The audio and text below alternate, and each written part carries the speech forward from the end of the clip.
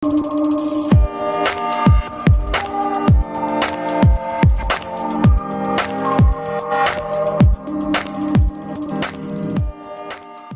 nuclear reaction is said to be balanced if the mass number, the A, and the atomic number, Z, of both sides are equal.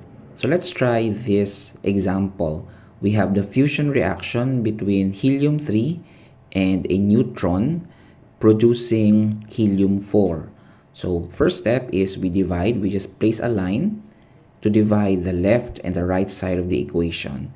Next, we add all the A's in the left side. So we have 3 for the helium-3 plus the other A is from the neutron. So that's 1. So 3 plus 1 is equal to 4. So that means the mass number of the left side is equal to 4. On the right side, we have 4 for helium-4. And we don't need to add anything because the only substance on the right side is helium-4. So that means the A for the right side is 4.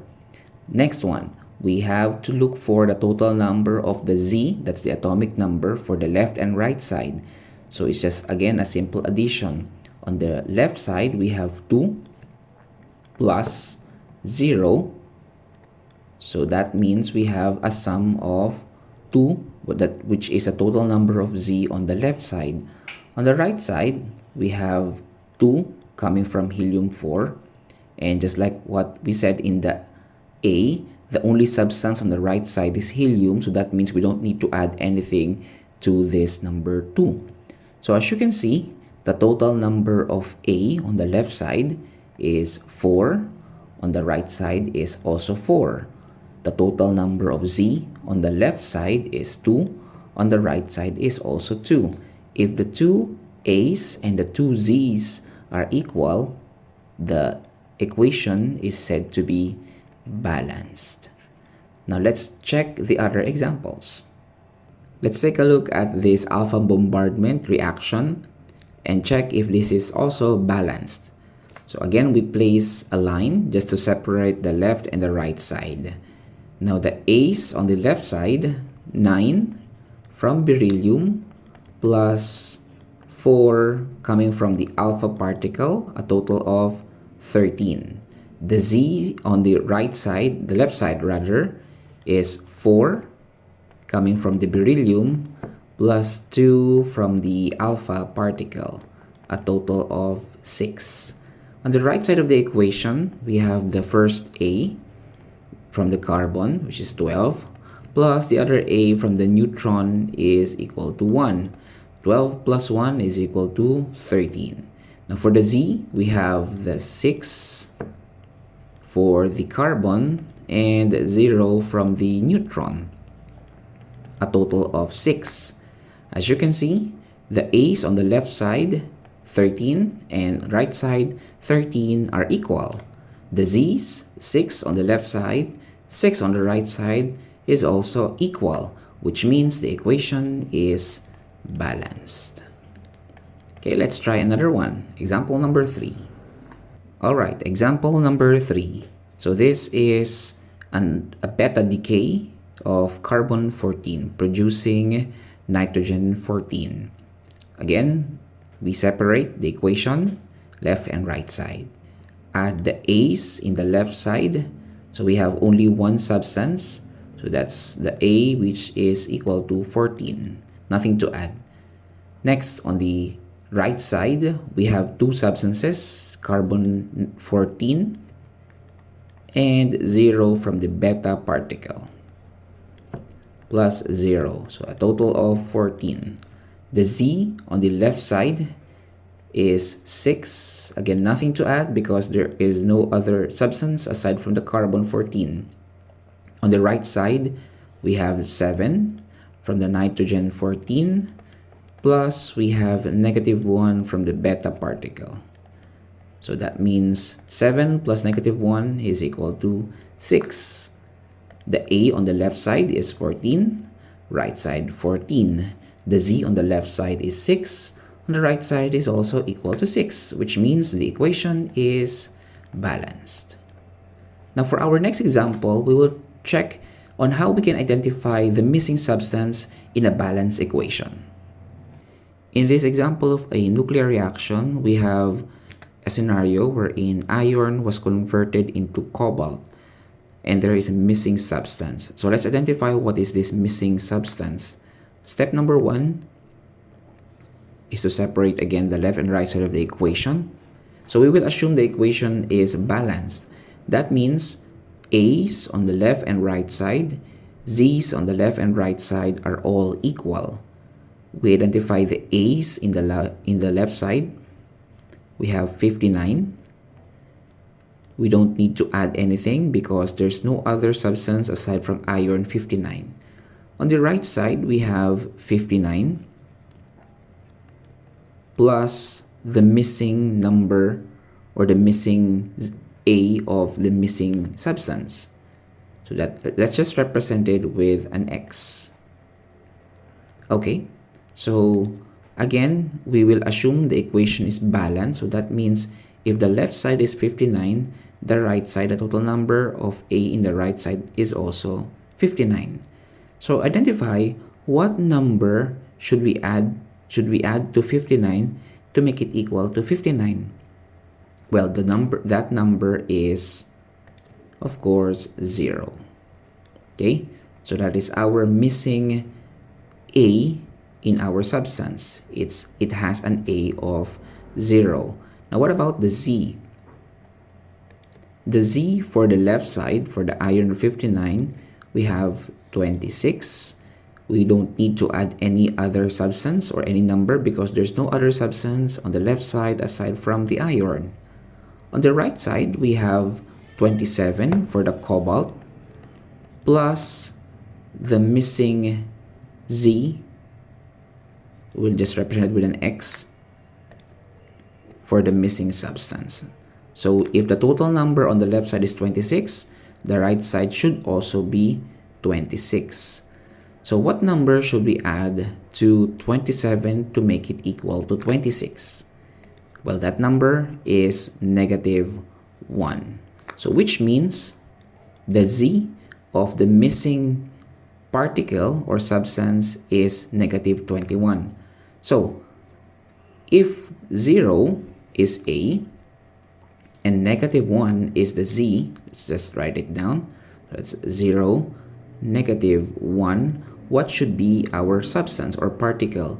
Now let's refer to the table on the left for the symbols for the particles.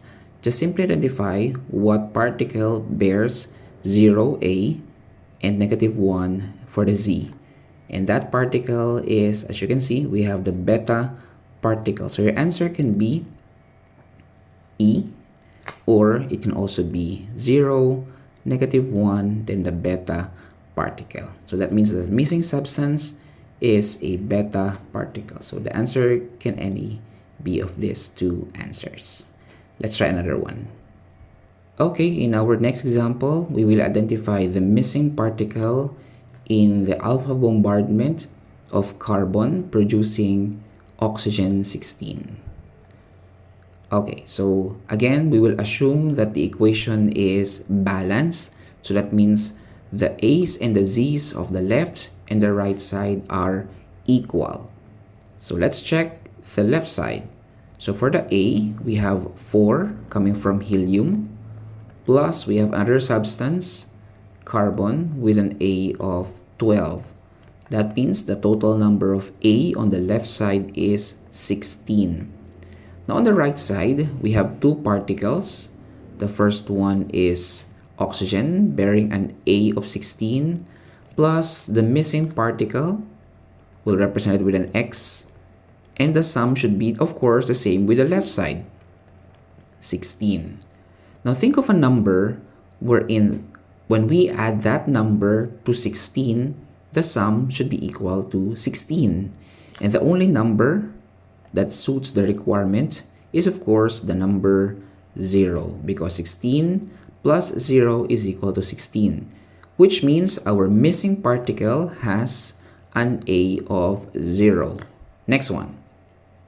For the Z, we have 2 from helium plus 6 for the carbon. So the total number of Z on the left side is equal to 8. Now, on the right side, we have 8 coming from the oxygen, plus of course our missing substance. We'll represent it with an X. So that means the sum should be equal to 8. Again, because the two, the left and the right side, should have the same equal number of A's and Z's. Okay, so now what number should we add to 8 to make it equal to 8? Well, the number is of course 0. That means our missing particle has a Z of 0. Now refer to the table on the left side. What particle has an A of 0 and a Z of 0? The only particle that fits to our description is of course the gamma particle or the gamma ray with a symbol like this. So therefore our missing particle is 0, 0, and don't forget the gamma particle. Okay, so that's our missing substance. Let's proceed with another example. Okay, so our second to the last example is this. So we have a nuclear reaction. As you can see, there's an alpha here. And then this alpha bombarded with a missing substance that produced oxygen 17 and a proton. So let us identify what this missing particle is. We will always assume that the reaction is balanced. The A and the Z's of the left and right side are equal. Let's separate them. Okay, so what we will be doing is we will find, since the right side is the complete one without a question mark, so this will be our basis of what are the total number of A's and the Z's. So we have 17 for the oxygen, and the A of our proton is equal to 1. So the total number of A on the right side is 18, which means the left side should also be equal to 18. Now we have a missing particle, so we don't know its corresponding A, plus the A of our He, helium, it can also be an alpha, is equal to 4. So the sum, again, of the two particles, the A's, should be equal to the other one, 18. So this should be 18. So what number should we add to 4 to make it 18? Well, that number is of course equal to 14. So our missing particle here has an A or a mass number of 14. Next one, let's identify the Z's. So the right side has a complete set of particles, so this will be our reference. So we have 8 for oxygen plus 1 for our proton. So the sum is equal to 9. On the left side, again, we don't know the Z of our missing particle, so that's an X, plus we have the Z for our helium or our alpha particle, which is equal to 2. So the sum should be the same to the right side, 9. Okay, so what number should we add to 2 to make it equal to 9? The number is 7. So our missing particle has 7 as its Z. Now, look for the particle which fits our requirement. The mass number should be equal to 14 and the atomic number or the Z should be equal to 7. Now looking upon the available particle here in our table, there is no substance that fits our requirement for the A and the Z. So what should you do if there's no other particle that fits in our requirement? If there's no particle that fits our requirement, what you will be using is another table. We call it the periodic table of element. So our target is a substance with an atomic number of 7. Whenever you use a periodic table of element, you always look for the element that fits the atomic number. So the atomic number is equal to 7. So I have here a periodic table of element. Let's look for the element with an atomic number of 7. Okay. So looking at this example, periodic table of element, the element with an atomic number of 7 is this one, this element, this one. So our element N, or the element nitrogen. So that means our element here, or our particle here, is none other than the element nitrogen. Let's write it down. Its symbol N. The atomic number is 7. Now when you write the mass or the Z, do not refer to the periodic table of element, but refer to the answer, which is 14.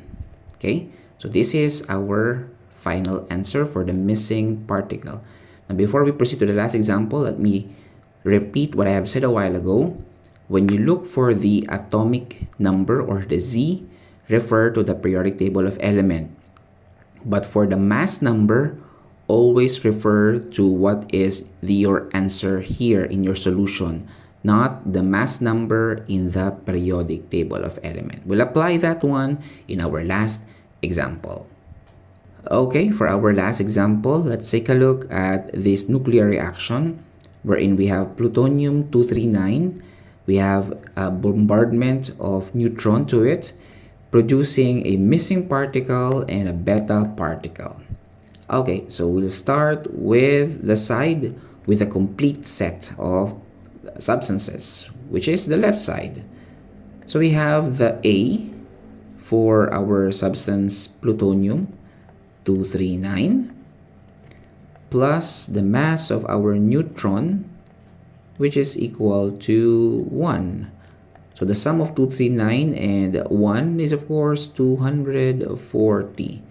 So if we will assume that the equation is balanced, the right side should also have a sum of A, which is 240. Okay, so our missing particle, we don't know it's A, so we'll leave it as an X, and then plus we add it to the A of our beta particle, which is 0.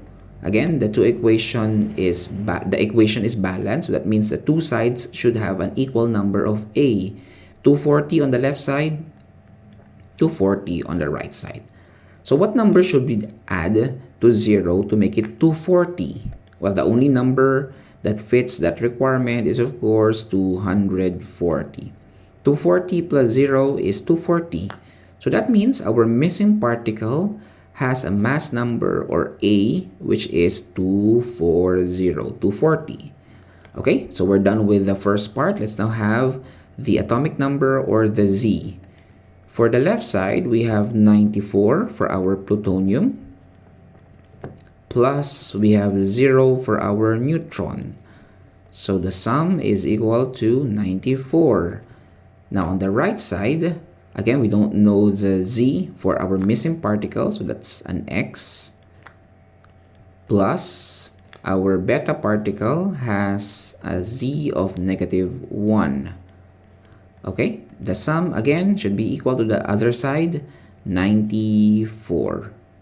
Okay, so using your knowledge in algebra, what number should we add to -1 to make it 94?